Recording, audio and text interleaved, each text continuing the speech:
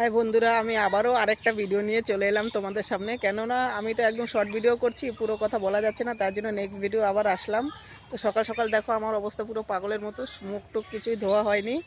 তো 4-5 দিন হয়ে গেছে দিদির বাড়িতে এসেছি, অনেক আনন্দ করেছি। সত্যি কথা বলতে আজকে বাড়ি ফিরে যাব, তো তাই মনটা ভীষণ খারাপ।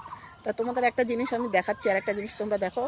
গ্রাম এলাকায় অনেক কিছু থাকে দেখার মতো, কিন্তু দেখাতে পারছি না কারণ বৃষ্টি হয়েছে, তো মাঠে তো যেতেই পারছি না, প্রচণ্ড কাদা।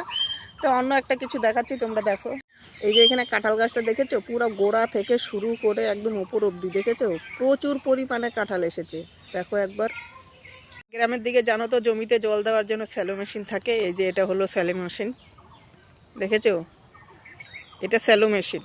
বাগান, এটা বাঁশ বাগান, দেখতে পেরেছো, বাঁশ বাগান দেখো। আর হলো এই যে তেজপাতা বাগানে গরু বেঁধে রেখেছে। তো ক্যামেরা করা যাচ্ছে না, তাই এই পোটলাটা এখানে ঝুলিয়ে নিয়েছি। আর